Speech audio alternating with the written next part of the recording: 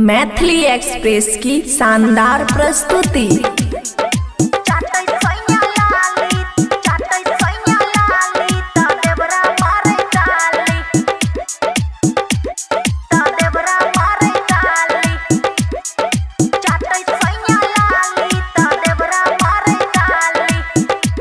खुशी recording studio बलुआहा।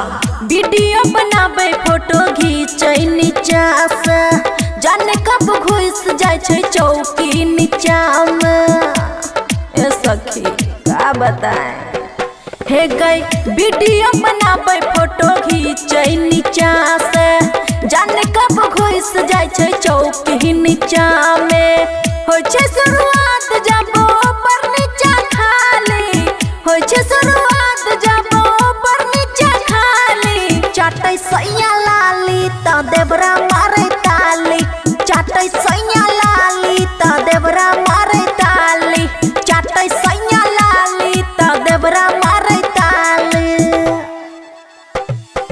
DJ good Madhubani, चाटे सैया लाली, चाटे सैया लाली त देवरा मारे ताली,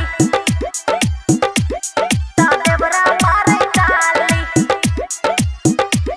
त देवरा मारे ताली। मिक्स बाय अमन अक्के। रोज के प्लान सखी क्या दे फैल गया, चोरी छुप देख सब दोनों के खेल गया। की कहियो बड़ा आदत खराब रहे। हे गई रोज प्लान सखी क्या दे फैल गया, चोरी छुप देख सब दोनों के खेल गए। लग डर कहियो बजाबे कभी थाली, लग डर कहियो बजाबे कभी थाली।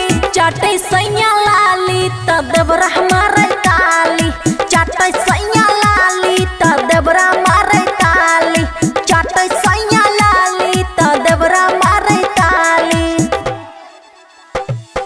DJ good Madhubani, DJ good Madhubani, चाटे सैया लाली, चाटे सैया लाली त देवरा मारे ताली,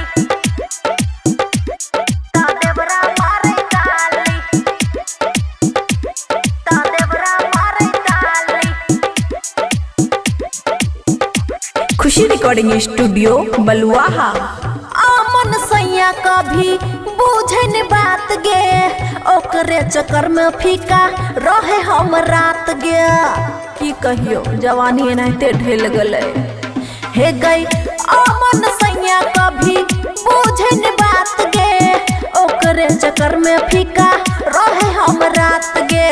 मन कर जाके हमें खेली जहर माहुर, मन कर जाके हमें खेली जहर माहुर। सैया चाटे लाली त देवरा मारे ताली, सैया चाटे लाली त देवरा मारे ताली, सैया चाटे लाली त देवरा मारे ताली। खुशी रिकॉर्डिंग स्टूडियो बलुआहा।